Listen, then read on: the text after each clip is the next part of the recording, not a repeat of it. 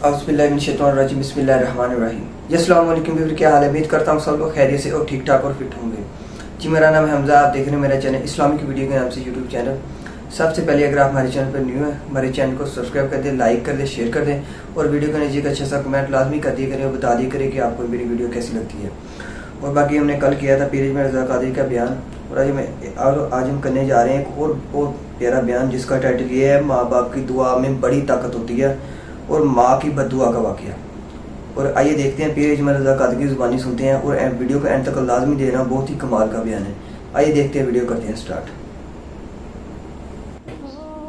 सही बुखारी में हज़रत जुरैज का जिक्र फरमाया। जुरैज नफल पढ़ रहे थे, माँ ने आवाज़ दी, वो आ नहीं सके, नमाज में थे, माँ नाराज़ हो गई। उसने हाथ उठा के कहा, अल्लाह ये उतनी देर तक मरे ना जब तक किसी बुरी औरत का मुंह ना देख ले। किसी और की दुआ के लिए सनद नहीं है कि वो तेरे हक़ में ज़रूर कबूल होगी, लेकिन माँ बाप की दुआ के लिए मेरे नबी पाक ने सनद बयान की है।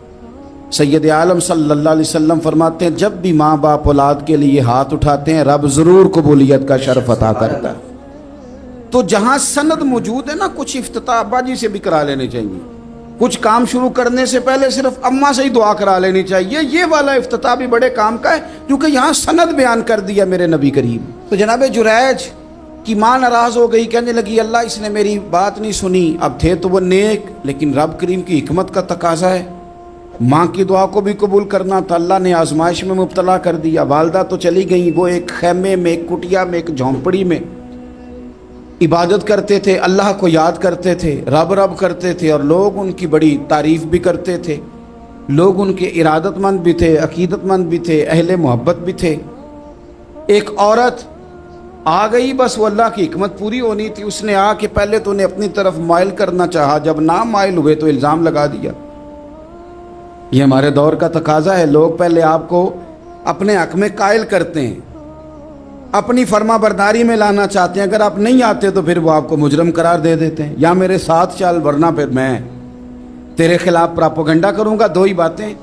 पहले उसने कायल किया, जब जनाब जुनैद कायल ना हुए तो उसने करीब एक चरवाहा था, उस चरवाहे के साथ जाके मुंह काला किया।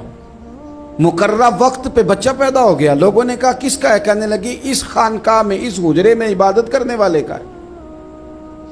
अगर किसी दीनदार पर जरा सा भी इल्ज़ाम लग जाए तो आप यकीन करें कि बड़े बड़े खौफनाक लोग भी नेक हो जाते हैं।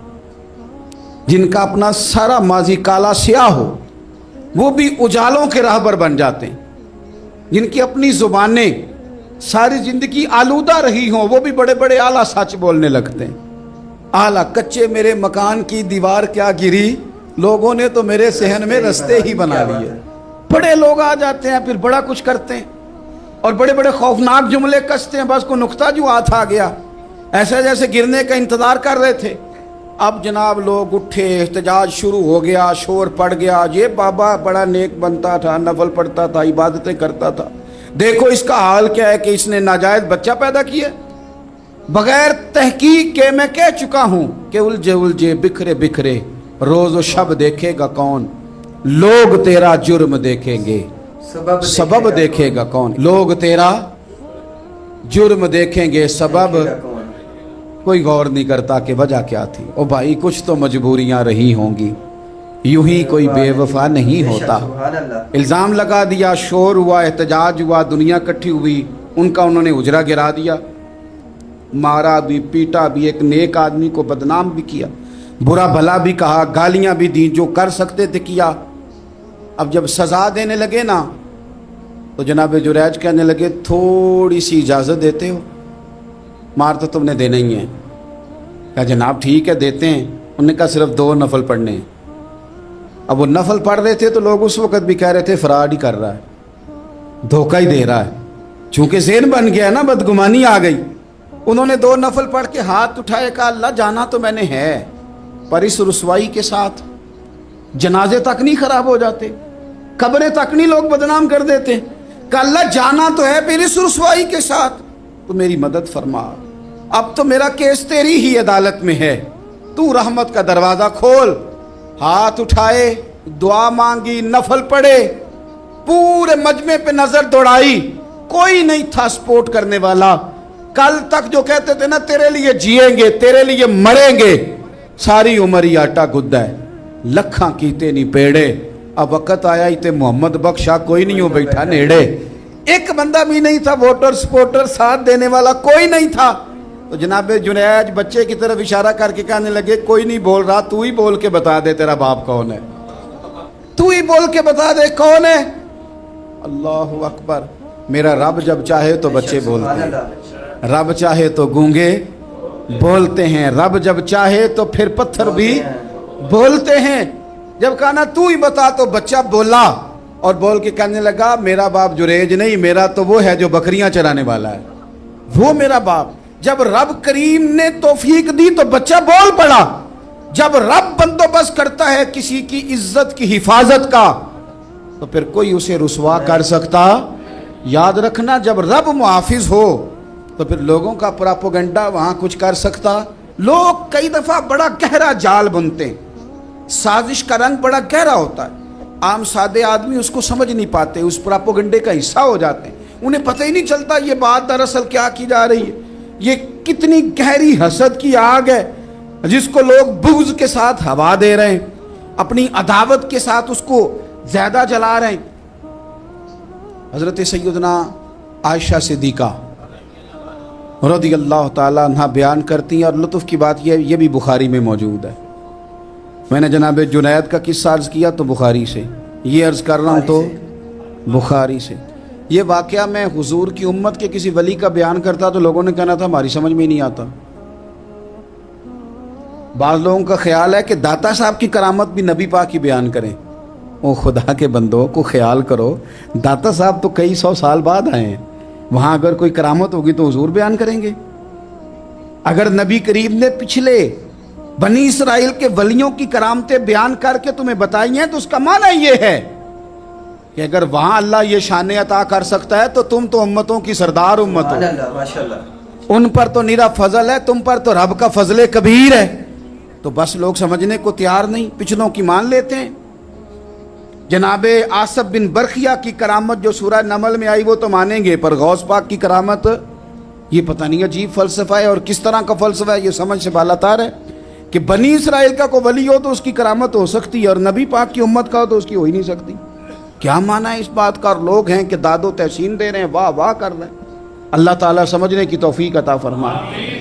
حضرت عائشہ صدیقہ رضی اللہ تعالیٰ عنہ فرماتی ہیں ایک عورت تھی اور اسے نبی پاک صلی اللہ تعالیٰ علیہ وسلم نے وہ کلمہ پڑھ کے مسلمان ہوئی، مدینہ طیبہ آ گئی تو حضور نے مسجد نبوی شریف میں اس کے لیے مکان، ایک سادہ سا کمرہ ساتھ مسجد کے بنوا دیا، وہیں رہنے لگی۔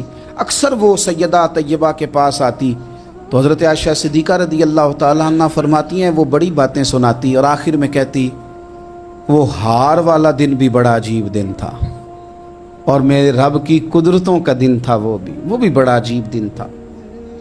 سیدہ عائشہ صدیقہ رضی اللہ تعالیٰ عنہ ایک دن فرمانے لگی کہ تو ہار والے دن کا بڑا ذکر کرتی ہے، وہ کیا دن تھا؟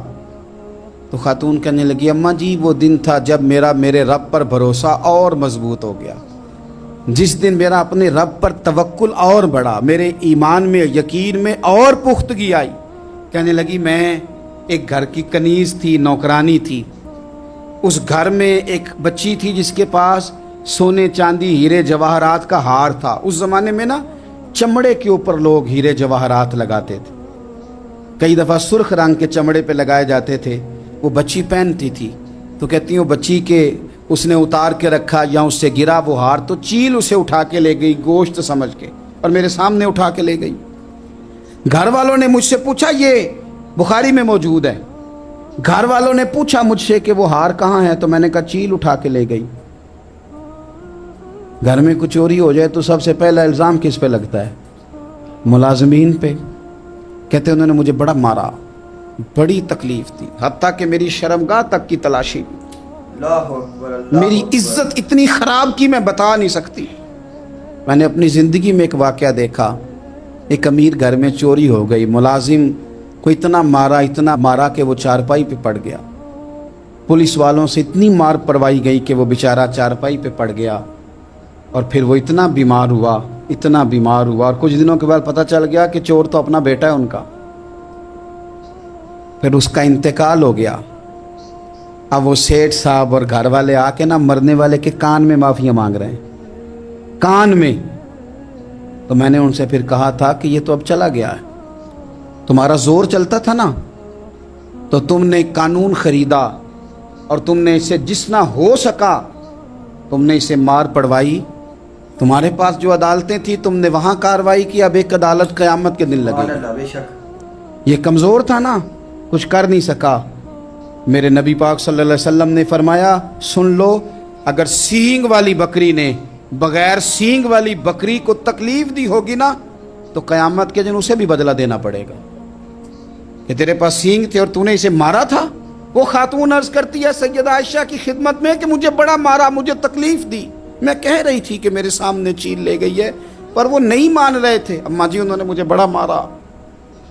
حضرت عائشہ صدیقہ کہتی ہیں پھر کیا ہوا؟ کہنے لگی اماں جی جب کوئی میرا مددگار نہ رہا، مجھے تکلیف دے رہے تھے، رسوا کر رہے تھے، تو میں نے اپنے رب سے مدد چاہی، میرے رب کی طرف میں نے توجہ کی، میں نے کہا مالک اب تو ہی میرا مددگار ہے۔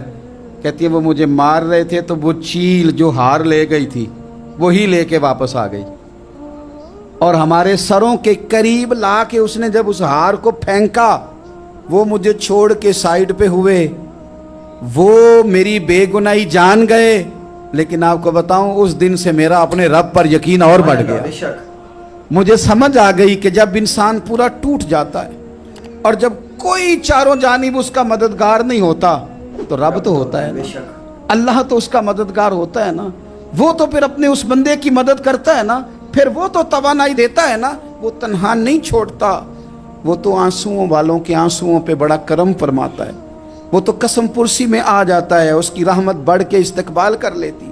تو بھائی جب آپ پر اللہ کی حکمت کے تقاضے پورے ہونے لگیں اور زندگی میں کبھی کوئی ایسا وقت آئے کہ آپ محسوس کریں کہ تنہا رہ گئے ہیں اور کئی اپنے بھی مخالفین کی جماعت میں نظر آنے لگے ہیں، تو اس وقت پھر دل، روح، زبان اور ذہن کو یکجا کر کے سمجھ لینا کہ جب ساری دنیا ساتھ چھوڑ جاتی ہے تو رب کی رحمتیں اس وقت بھی ساتھ رہتی ہیں، سبحان اللہ۔ اور اللہ کی مدد اس وقت بھی بندے پہ کرم نوازی کرتی ہے۔ ایک اور حدیث سنیں، لطف کی بات یہ ہے یہ بھی بخاری میں ہے، یہ بھی واقعہ بخاری میں ہے۔ اللہ اکبر۔ ایک شخص نے نا ایک بندے سے قرض مانگا، اس نے کہا مجھے قرضہ دو، وہ کہنے لگا کہ کتنا قرضہ؟ اس نے کہا 1000 دینار۔ دینار سونے کا ہوتا تھا، درہم چاندی کا ہوتا تھا، 1000 دینار چاہیے۔ اس نے کہا کوئی گواہ ہے تیرے پاس؟ غریب کا گواہ بھی کوئی نہیں بنتا، اللہ اکبر، بے شک۔ کبھی الجھ جائے نا کو بندہ تو کئی اپنے بھی کہہ دیتے ہیں کہ ہم اس کے قول فعل کے ذمہ دار نہیں ہیں۔ ایک غریب آدمی کو قرض کی ضرورت پڑ گئی، 1000 دینار چاہیے۔ میں کہہ چکا ہوں کہ درہم چاندی کا ہوتا تھا، دینار سونے کا، اب 1000 دینار لینا ہے۔ تو جس بندے سے اس نے کہا، اگرچہ وہ نیک بندہ تھا، اس نے کہا یار 1000 دینار دے دو، تو کہنے لگا کوئی گواہ ہے تیرے پاس؟ وہ کہنے لگا غریبوں کا گواہ کون ہوتا ہے؟ ہاں ایک گواہ ہے۔ کہا کون؟ کہا میرا رب، وہ تیرے اور میرے بیچ گواہ ہے۔ اس نے کہا کوئی کفیل، اگر تو پیسے نہ دے سکے تو وہ بعد میں دے دے، یا تجھے کچھ ہو جائے تو وہ دے دے۔ اس نے کہا کفیل بھی میرا اللہ ہی ہے، میرے پاس اگر ہے تو رب کریم کا نام ہے، اگر اعتماد کر سکتا ہے تو کر لے۔ بندہ نیک تھا، اس نے کہا رب کے نام پہ، رب کی کفالت پہ، اللہ کو گواہ بنا کے میں تیار ہوں تجھے 1000 دینے کو۔ اس نے 1000 دینار دے دیا، وقت واپسی کا طے ہو گیا، وہ چلا گیا پیسے لے کے۔ اس نے پوری محنت کی کہ میں نے وقت پہ پیسے لوٹانے، پوری محنت بھی کر لی، اللہ نے مدد بھی کر دی، پیسے بھی اس تاریخ کو اسے مل گئے۔ بعض لوگوں کا تو لوٹانے کا دل ہی نہیں نہ ہوتا۔ فرمایا حدیث پاک میں کہ تو لوٹانے کا ارادہ کر، رب تیری مدد بھی فرمائے گا۔ لیکن یہاں بہت سارے لوگ کہتے ہیں خیر ہے، ارادہ ہی نہیں، تو پھر جس طرح کا بندے کا گمان ہو رب بھی اسی طرح کا معاملہ فرماتا ہے۔ اس نے پیسے جمع بھی کر لیے اور واپس دینے کو تیار بھی ہو گیا، لیکن رستہ بحری جہاز کا تھا، کشتی کا تھا، دریا کے رستے واپس آنا تھا۔ اب وہ جب آ گیا دریا کے کنارے تو بڑی کوشش کی، پر وہاں اسے کوئی کشتی نہیں ملی۔ وقت پہ پیسے لوٹانے ہیں، سفر کرنا ہے، اب سواری میسر نہیں ہے۔ سوچ سوچ کے پریشان تھا کہ میں نے تو اللہ کے نام پہ لیے، अचानक दिल में एक तजवीज़ आई, उसने एक लकड़ी ली, लकड़ी को अंदर से खोला, 1000 दिनार उसमें भरा, बुखारी पढ़ रहा हूँ, और साथ एक ख़त भी लिखा कि यार मैं पैसे पहुँचाना चाहता था पर मुझे कोई चीज़ नहीं मिली दरिया के उस पार आने, अल्लाह के नाम पर तेरी तरफ रवाना कर रहा हूँ। क्या बात है। और ये कह के वो लकड़ी दरिया में रख दी, वो लकड़ी डूब गई है, वापस आ गया। वो जिसने पैसे लेने थे वो ऐन मुकर्ररा वक्त पर दरिया किनारे आया। सुबह से सरे शाम तक उसने इंतज़ार किया, दिल ढलने लगा तो दिल में ख्याल आ गया कि यार नहीं, उसने देने ही नहीं, झूठा वादा कर गया, पहुंचा ही नहीं वक्त पे। अब जब वापस लौटने लगा तो अचानक दरिया में एक लकड़ी तैरती हुई दिखाई दी।